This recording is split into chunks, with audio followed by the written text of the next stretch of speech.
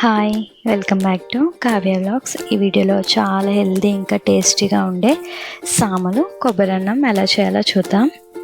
దీనికి ముందుగా ఒక గ్లాస్ సామలు తీసుకొని నైటే సోక్ చేసేసుకోవాలి. అప్పుడే డైజెషన్ మంచిగా అవుతుంది.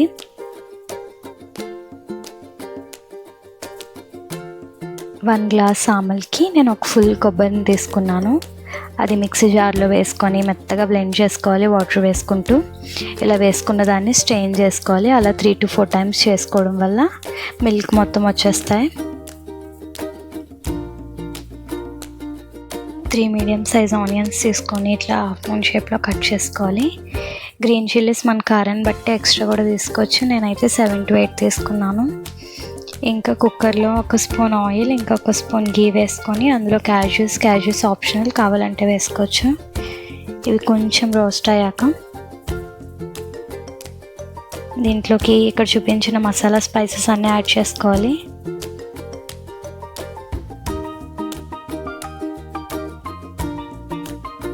ఇవి ఇట్లా రోస్ట్ చేసుకోవాలి.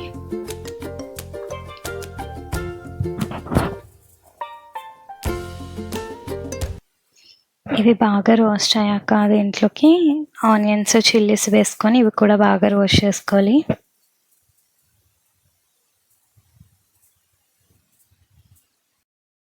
ఆనియన్స్ బాగా ఫ్రై అయ్యాక దాంట్లోకి 2 స్పూన్లు జింజర్ గార్లిక్ పేస్ట్ వేసుకొని దాన్ని కూడా బాగా ఫ్రై చేసుకోవాలి.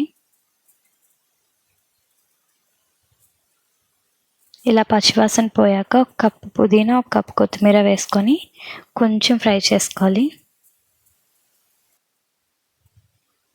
1 స్పూన్ ధనియా జీరా powder, half spoon pepper powder, ఇంకా 1 స్పూన్ గరం మసాలా పౌడర్, టేస్ట్ని బట్టి సాల్ట్ యాడ్ చేసుకోవాలి. ఇది కొంచెం మిక్స్ చేశాక నైట్ నానబెట్టుకున్న సామల్ని నీట్గా వాష్ చేసుకొని అవి వేసుకోవాలి. ఇవి ఇలా కొంచెం మిక్స్ చేసుకొని దీంట్లో కొబ్బరిపాలు యాడ్ చేసుకోవడమే. అయితే 1 గ్లాస్ సామలు తీసుకున్నాం కాబట్టి 3 గ్లాసెస్ కొబ్బరిపాలు వేసుకోవాలి. మనకి 2 గ్లాసులే కొబ్బరిపాలు ఉంటే ఇంకొక గ్లాసు వాటర్ యాడ్ చేసుకోవచ్చు. దీన్ని బాగా మిక్స్ చేసుకోవాలి. ఇంకొంచెం పుదీనా కొత్తిమీర వేసుకోవాలి. ఈ టైంలోనే మనం సాల్ట్ చూసుకొని అడ్జస్ట్ చేసుకోవాలి. తర్వాత లిడ్ పెట్టేసి ఒక 8 విజిల్స్ రావాలి. అప్పుడే మంచిగా ఉడుకుతుంది.